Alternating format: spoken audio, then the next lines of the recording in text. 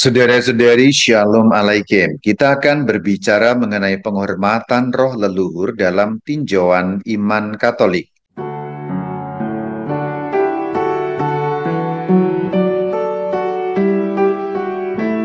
Kita mulai dengan sebuah pertanyaan, roh leluhur dalam kebudayaan apa? Sebab kita tahu dunia ini penuh dengan berbagai macam kebudayaan. Bahkan dalam konteks Indonesia pun ada berbagai macam kebudayaan. Namun kita akan bertolak dari sebuah konsep dasar yang sama. Sebab apa? Sebab apapun kebudayaannya, ada satu konsep dasar yang sama terkait dengan roh leluhur, yaitu kehidupan setelah kematian. Juga pada umumnya, berbagai macam kebudayaan dari tempat-tempat yang sangat berbeda itu mengenal kosmologi tiga dunia. Secara sekilas, kosmologi tiga dunia dalam Perjanjian Lama dapat kita baca sebagai kosmologi menurut pikiran atau alam pikiran Ibrani, yaitu ada dunia atas, dunia tengah, dan dunia bawah. Dunia tengah itu dunia manusia digambarkan dengan warna hijau dalam diagram itu. Dunia bawah itu dunia orang mati digambarkan dengan warna coklat dalam gambar. Dan dunia atas itu surga, dunianya Allah digambarkan dengan lengkungan warna ungu yang ada di bagian atas. Nah, kalau kita perhatikan berbagai macam kebudayaan, hampir selalu ada dunia tengah, dunia bawah, dunia atas. Kalau kita gambar dengan skema jadinya demikian. Yang paling tengah dunia manusia, bawah dunia siluman tanda petik, ya tentu dunia orang mati dan seterusnya kita istilahkan dengan dunia gelap, dunia bawah.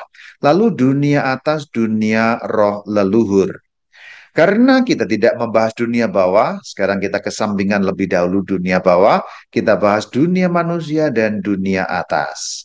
Dalam berbagai macam kebudayaan diyakini bahwa kalau manusia mati, dia akan masuk ke dalam dunia atas. Manusia yang mati, kemudian rohnya masuk ke alam roh, bergabung dengan para leluhurnya. Nah, kemudian rombongan para leluhur itu mampu memberikan berkat dan pengaruh-pengaruh kepada dunia manusia. Jadi pola interaksi antara dunia tengah dan dunia atas, dunia manusia dengan dunia roh leluhur adalah pola konsep bakti dan berkat. Manusia berbakti kepada roh leluhur dan roh leluhur memberikan berkat kepada manusia. Jadi dengan demikian roh leluhur itu mampu memberikan berkat. Lama-kelamaan berangsur-angsur, roh leluhur dianggap punya kuasa atas dunia manusia. Dan mereka lama-lama dipandang sebagai ilah, sosok-sosok ilahi yang punya kuasa atas dunia manusia. Jadi manusia berbakti kepada sosok-sosok ilahi itu supaya turunlah berkat. Nah, bakti kepada roh leluhur yang awalnya sebagai penghormatan, lama-lama menjadi pemujaan. Levelnya agak naik sedikit. Manusia memuja para sosok ilah, sehingga para sosok ilah itu memberikan berkat ke dalam dunia manusia. Kalau kita lihat perkembangan evolusi kebudayaan manusia, roh leluhur yang bersosok ilah itu pada gilirannya tidak dapat lagi dibedakan dengan Tuhan, tanda petik, atau dewa, dewa garis miring Tuhan. Dan pemujaan itu lama-kelamaan menjadi penyembahan. Maka manusia menyembah Tuhan, tanda petik, garis miring dewa, supaya mereka memberikan berkat. Jadi ada perkembangan yang bertahap-tahap. Awalnya penghormatan berubah menjadi pemujaan, lalu pada ujungnya menjadi penyembahan. Roh leluhur yang tadinya sesama manusia yang telah mati begitu saja, lama-lama dipandang sosok ilah, lama-lama menjadi sosok yang transenden yang disebut dewa atau Tuhan. Tentu Tuhan dalam tanda petik ya, sebab yang saya maksudkan bukan Tuhan dalam pengertian agama-agama Abrahamik atau agama Kristen, tapi Tuhan dalam pengertian yang lebih umum. Kalau kita sebut ya Zeus, Jupiter itu ya Tuhan juga, Tuhan Zeus, Tuhan Jupiter, dan lain sebagainya. Saya menggunakan tanda petik sebab kata Tuhan dalam bahasa Indonesia itu sering disamakan dengan kata Allah. Tuhan dan Allah dalam bahasa Indonesia dipertukarkan padahal itu artinya berbeda. Saya sudah ada konten mengenai itu, silakan Anda klik di channel YouTube Katkit, bedanya apa Tuhan dengan Allah. Kita kemudian bisa bertanya, kenapa sih masyarakat tradisional atau zaman kuno bisa menyembah leluhur? KGK 843 memberikan keterangan bagi kita. Gereja mengakui bahwa dalam bayangan dan gambaran, agama-agama lain mencari Allah yang belum dikenal dan seterusnya. Kata yang penting adalah Allah yang belum dikenal.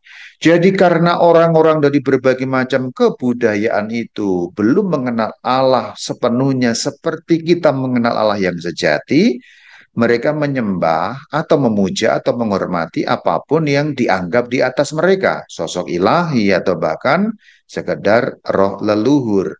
Karena itulah yang berada dalam bayangan dan gambaran mereka mengenai sosok-sosok yang transenden.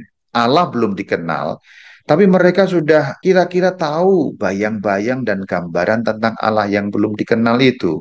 Tapi kemudian kita juga perlu arif dan bijaksana, jangan buru-buru melabeli itu sebagai kafir, sebagai sesat, dan seterusnya. Hanya belum sampai pada pemahaman seperti kita memahami Allah karena Allah mewahyukan diri kepada kita. Dalam bahasa simpelnya, mereka gambarnya belum jelas. Atau kalau dalam bahasa kiasan, mereka teropongnya masih zaman kuno.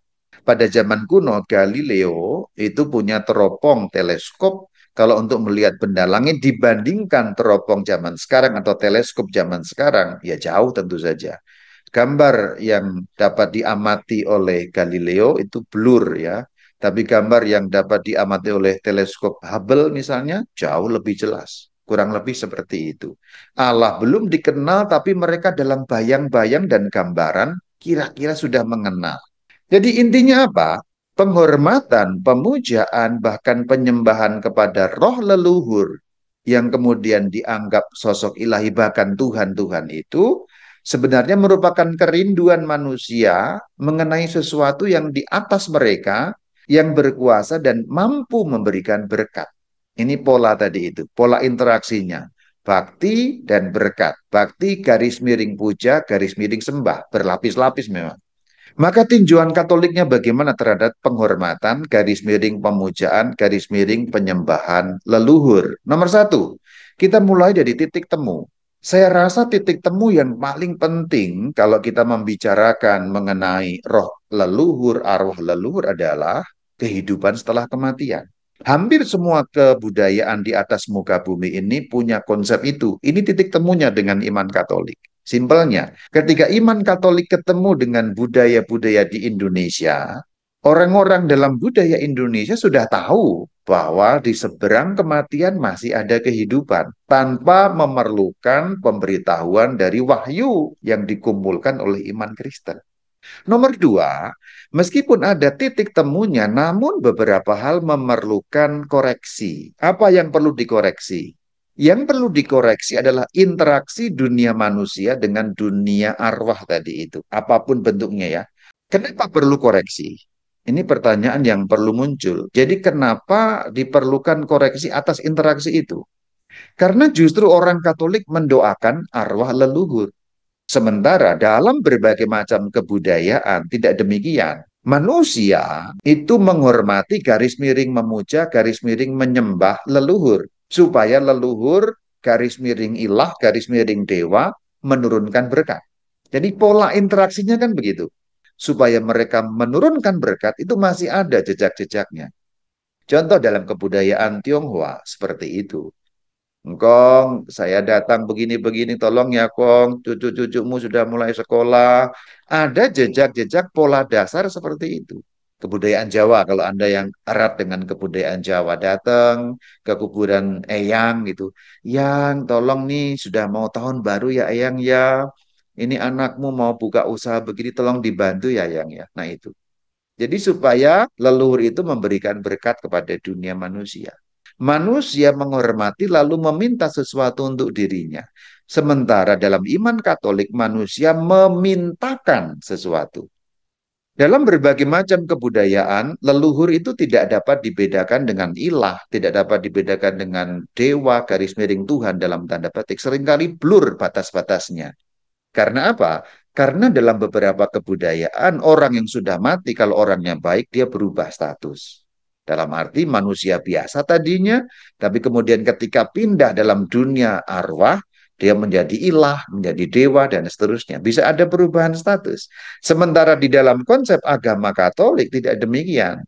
Manusia yang mati ya tetap manusia. Sebab ada sosok ilahi yang lain yang transenden, yang kita sebut Tuhan Allah. Kalau dalam iman Kristen ya Allah Tritunggal, yaitu Allah Trinitas itu. Kenapa demikian menjadi agak rumit? Karena kebudayaan kuno pada umumnya tidak membedakan Tuhan dengan ilah, dengan leluhur. Sama itu. Pokoknya kalau orang sudah mati, ya dia masuk ke dunia atas bisa menjadi apapun, kira-kira begitu. Sementara kalau dalam iman Katolik kan tidak. Manusia yang mati, mentok-mentoknya paling menjadi santo. Santo itu apa sih? Ya manusia biasa gitu saja. Hanya sudah dalam status kudus, udah begitu. Apakah santo-santa bisa memberikan sesuatu? Tidak.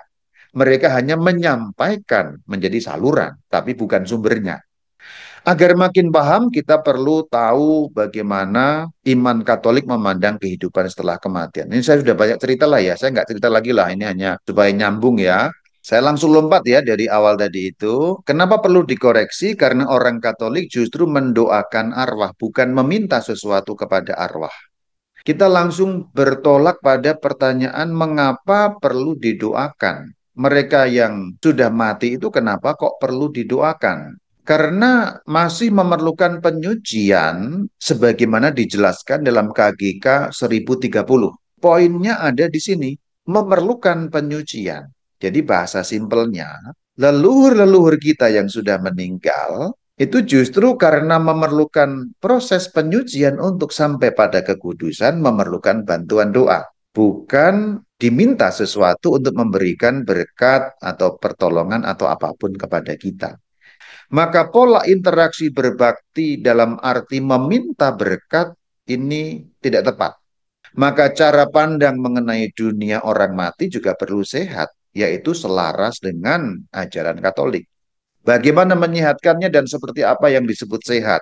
KGK 1032 menyatakan sudah sejak zaman dahulu gereja menghargai peringatan akan orang-orang mati dan membawakan doa dan terutama kurban ekaristi untuk mereka. Konkretnya apa? Contoh, misalnya sebelum Imlek Anda mengunjungi kuburan leluhur, minggunya atau sebelumnya Anda bisa membuat intensi di gereja, contohnya, kan mendoakan. Atau bisa berdoa rosario untuk mereka. Jadi menggabungkan unsur kebudayaan itu dengan unsur iman. Dalam unsur kebudayaan kan mengunjungi makam, membersihkan makam. Kalau ditinjau secara iman Katolik kan nggak masalah, itu sama. Orang Katolik pun mengunjungi makam dan diperbolehkan mengunjungi makam. Namun bagaimana cara mengisi secara spiritual itu yang perlu sehat. Cengbeng nanti contohnya kan masih bulan April biasanya cengbeng ya. Kalau biasanya hanya ke kuburan apa, kemudian tambahkan doa ini. Contoh, paginya atau siangnya Anda itu cengbengan ke kuburan, membawa apalah begitu ya, membersihkan makam apalah begitu. Lalu minggunya atau minggu sebelumnya, intensikan dalam misa contohnya. Atau berdoalah rosario di kuburan misalnya, atau di rumah kalau nggak mau di kuburan panas ya. Jadi diisi dengan hal yang spiritual. Cengbengan boleh. Ingatan kita tentang leluhur. Dan kemudian juga kenangan-kenangan akan mereka. Sekaligus kalau secara iman mendoakan. Tapi ditambahkan iman Katolik di situ.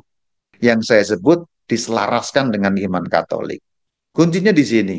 Dalam konsep iman Katolik, leluhur bahkan termasuk yang tidak beriman kepada Sang Kristus, kita tahu dalam iman Katolik bisa diselamatkan karena Kristus menyelamatkan dunia, menebus dosa dunia. Jadi yang masuk surga itu nggak hanya orang Katolik aja loh ya. Nanti Anda buka itu konten mengenai extra ecclesiam nulla salus ada di situ. Leluhur pun masih harus menjalankan suatu penyucian untuk memperoleh kekudusan. Penyuciannya oleh siapa? Oleh Kristus, oleh penebusan Kristus. Tidak ada manusia di atas muka bumi ini yang bisa menyelamatkan dirinya kalau Kristus tidak menyelamatkannya. Lalu bagaimana leluhur itu bisa diselamatkan oleh Kristus kalau dia tidak percaya kepada Kristus? Ya tentu dengan cara yang khusus. Karena Kristus itu Tuhannya langit dan bumi. Tidak hanya Tuhannya orang Katolik saja. Diakui apa tidak? Kira-kira demikian simpelnya. Ini memang masih harus dilengkapi dengan konsep mengenai extra ecclesiam nulla salus di bagian ini. Interaksi yang tadi sudah kita tahu, pola dasarnya sudah kita tahu, sekarang lebih praktis ya. Alat ukurnya ada di dalam 1 Korintus 8 ayat 4 sampai 13. Ini kompleks memang. Ini secara khusus bicara mengenai berhala, tapi dapat kita kontekskan lebih luas untuk urusan mendoakan arwah orang yang telah meninggal. Nomor satu adalah tidak semua orang punya pengetahuan yang memadai tentang iman Katolik dalam hal ini. Lalu, yang punya pengetahuan banyak jangan menjadi batu sandungan bagi yang punya pengetahuan sedikit atau masih lemah. Nomor tiga, jangan sampai orang yang lemah itu menjadi binasa. Binasa itu kehilangan iman atau sesat jalan dan seterusnya. Kata binasa bisa kita isi dengan macam-macam penafsiran. Sekarang bagaimana menilai? Dalam hal ini menilai penghormatan atau mendoakan leluhur bisa lampu merah, lampu kuning, lampu hijau. Hentikan, waspada, lanjutkan. Kalau hijau itu lanjutkan, kuning waspada, merah hentikan. Hitungan hari contohnya sudah pernah saya sampaikan itu nggak ada masalah. Kalau hanya pengingat waktu memutlakkan yang menjadi masalah. Oh sekarang ini suatu harinya harus hari ini. Kalau nggak hari ini surganya nggak terbuka, doa nggak diterima. Itu malah payah itu kayak gitu. Hio, hio itu nggak ada masalah hijau sih. Karena apa? Itu kayak dupa dalam doa-doa Katolik. Tapi juga bisa menjadi kuning, waspada. Karena begini, orang Katolik yang masih baru itu bisa dibingungkan dengan penggunaan hio. Itu masalahnya. Dikira kalau pakai hio berarti doanya tradisional gitu. Kong, tolong ya Kong, beri rezeki ya Kong gitu. Dan seterusnya. Oke, ini ada panjang lebar tapi saya sudah membahas secara lebih rinci sih di dalam mendoakan arwah secara sehat. Epilognya, kita mesti tahu dunia orang mati secara iman Katolik. Kalau masih belum terlalu paham, dipahami lagi, setel lagi, supaya makin kuat pemahaman secara iman Katolik. Nomor dua, jangan menjadi batu sandungan bagi mereka yang lemah. Contoh konkretnya begini. Rama Bayu itu kuat pengetahuannya. Ini bukan sombong loh ya, tapi maksudnya memang kuat pengetahuan iman Katolik saya tentu saja ya. Pakai hiu boleh nggak? Dalam pandangan iman Katolik ya boleh aja karena saya sudah tahu ilmunya. Tapi seandainya ada orang Katolik baru yang nggak terlalu paham, saya datang berdoa pakai hiu. Orang Katolik baru itu melihat saya pakai hiu, dipikirnya saya berdoa, Kong tolong doakan saya, atau Kong tolong beri rezeki kepada cucu-cucu. Kira-kira yang di dalam pikiran orang yang lemah itu kira-kira dikiranya begitu. Maka karena dia melihat Rama atau pastor menggunakannya, maka dia pun meneruskan pola berdoa dengan pola tradisional itu. Pegang hio, lalu mengatakan, Kong tolong bantu supaya toko saya laris. Hanya karena orang Katolik yang masih baru itu melihat Rama Bayu menggunakan hio. Jadi itu bisa jatuh itu maksudnya begitu. Binasa berarti dia tersesat dalam waktu yang lama. Maka seringkali diperlukan juga kewaspadaan dan juga kehati-hatian dan hikmat dalam melakukan hal-hal yang sudah kita tahu. Karena tidak setiap orang Katolik sama persis dengan kita. Bagian terakhir, semoga kita merefleksikan tindakan-tindakan, cara-cara mendoakan arwah atau menghormati leluhur, supaya tidak menjadi batu sandungan bagi saudara seiman. Tentu saja hal seperti ini sangat kompleks. Seringkali juga diperlukan refleksi yang mendalam, pengenalan tentang budaya yang lebih mendalam, pengenalan mengenai maksud-maksud dan makna-makna tertentu tindakan-tindakan, sehingga tidak menjadi batu sandungan.